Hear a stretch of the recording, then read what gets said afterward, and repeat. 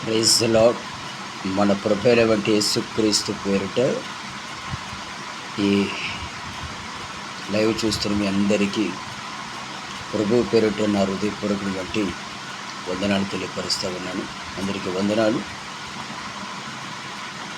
పిల్లరా,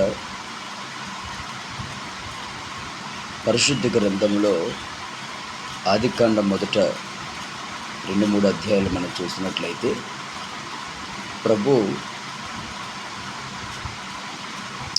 భూమి ఆకాశములు అందులోని సమస్తమును కలుగు చేసిన తర్వాత దేవుడు తన స్వరూపమందు నరుని చేసి ఆ నరునికి సాటైన సహాయాన్ని అనుగ్రహ చేసిన తర్వాత నరునికి ఒక షరతు లేదా ఒక ఆజ్ఞని జారు చేశాడు.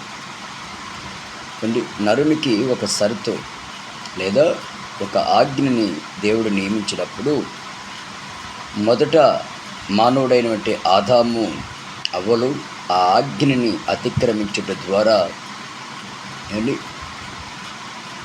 పాపము సంభవించి పాపము మరణముగా మారింది. ఇది మనందరము గమనించగలుగుతున్నాము.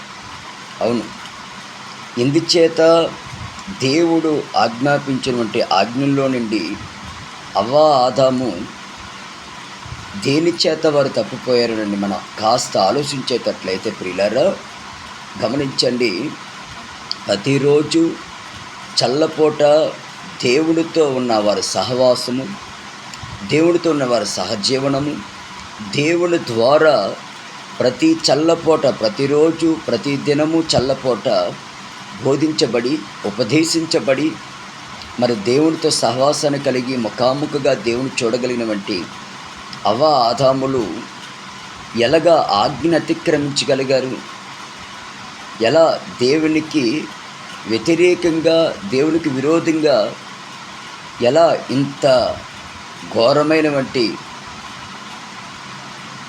ఇంత విరోధమైన కార్యానికి తలపెట్టబడ్డారు అంటే మనం గమనించినట్లయితే వారిని బోధ పాడు చేసినట్లుగా మనము గుర్తించగలుగుతున్నాము. వేదవాక్యము సత్యవాక్యము వాక్యము కూడా తేటపరుస్తుంది. వారు దేవుని బోధలో ఉండినప్పుడు పాడైపోలేదు, కానీ దేవుని ద్వారా వారు ఉపదేశింపబడినప్పుడు, దేవుని ద్వారా బోధించబడినప్పుడు, దేవుని సమ్ముఖములో వారు ఉండినప్పుడు, దేవుడి నాటిన తోటలో చక్కగా ఉండినప్పుడు, దేవుని చిత్తానుసారంగా నడిపించబడినప్పుడు, దేవుని చిత్తానుసారమైన భక్తిలో ఉండినప్పుడు వారు పాడైపోలేదు. కానీ దేవునికి వ్యతిరేకమైనది దేవుడు దేన్నైతే వద్దన్నాడో ఆ దిశగా వెళ్ళి ఎందుకు పాడైపోయారనంటే బోధ వారిని పాడు చేసింది. తోట చివరికి వెళ్ళిన వంటి అవ్వ కాని ఒక బోధ విని ఆ బోధ ద్వారా పిల్లరా ఆ బోధ ద్వారా అవ్వ ఆదాములు పాడైపోయినట్లు లేఖనము చెబుతుంది. ఏంటి బోధ? తోట చివరన ఒకడు కాసుకొని ఉన్నాడు, వాడు అపవాది, సాతానుడు అండి. అవ్వ తోట చివరికి వెళ్ళడం అయితే వెళ్ళింది, కానీ నేరుగా తన పని ఏదో చూసుకొని వస్తే సరిపోయారు. కానీ ఆ చివరికి వెళ్ళి ఏంటి బాగున్నారా, ఎట్లా ఉన్నారు హాయ్ అని ముచ్చట్లో పెట్టుకుంటే ఆ ముచ్చట్లో వాడికి సంబంధించిన ఒక బోధన తీసుకొచ్చి అవ్వకి ఉగ్గుపాలు పట్టినట్టుగా పట్టాడు.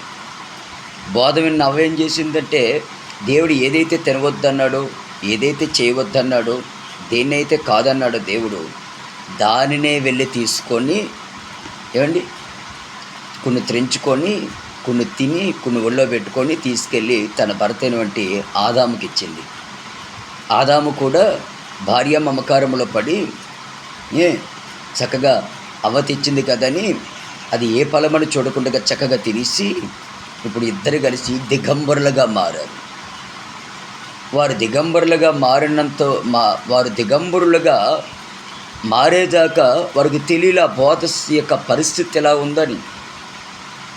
ప్రతిరోజు ప్రతిదినము చల్లపూట దేవుడి ద్వారా బోధించబడి దేవుని ద్వారా ఉపదేశింపబడిన బట్టి అవ్వ ఆదాములు ఎప్పుడైతే బోధ మారిందో ఎప్పుడైతే సహవాసం మార్చారో, ఎప్పుడైతే దేవునికి విరోధంగా దేవుడు కాదన్న వాటిని ముట్టుడికి వెళ్ళినప్పుడు వారు మహిమ వస్త్రాన్ని లేదా రక్షణ వస్త్రాన్ని, పరిశుద్ధ వస్త్రాలని ఏమండి దేవుడు వారికి ఇచ్చిన ఆ మహిమ వస్త్రాన్ని వారు పోగొట్టుకున్నట్టుగా దేవుని వాక్యం యందు మనము చూడగలుగుతున్నాము. అవును ప్రియులారా, అపవాది ఏం బోధించాడు?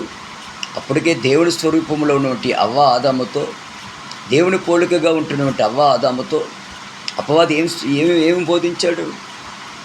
ఈ బోధ ఎలా ఉందో తెలుసు. దేవుడు ఏమైనా అన్నారా? ఏమైనా చెప్పారా? చూడండి ఎంత తెలివిగా అడుగుతున్నాడు వాడు. అక్కడ చాలా తెలివిగా అడిగాడు. ఏమండి, ఇదేదో బోధ బాగుంది, భలే ముచ్చటిస్తున్నారు, అసలు తిట్టేది లేదు, గద్దించేది లేదు, మందగించేది లేదు, బెత్తమాడేది లేదు, చెమ్మగా ఉంది, భలేగుంది అని ముచ్చట్లు పెట్టుకుంది ఆ బోధలో. ఎవరు? అవ్వ. ఈ ముచ్చట్లు పెట్టుకున్న అవ్వ పిల్లరా చివరికి ఏమందో తెలుసా? దేవుడు ఏమన్నాడంటే, ఏమన్నాడంటే, బాబు తోటలో ఫలములన్నీ తినొచ్చండి, కానీ ఆ తోట మధ్యలో కనులకును రమ్యమైనది గాను అందమైనది గాను సొగసైనదిగా కనబడుతుంది వివేకం ఇచ్చే వృక్షం అంటది, అది తినాలని ఆశిస్తున్నాం, ఆయనేమో తినొద్దు అంటాడు.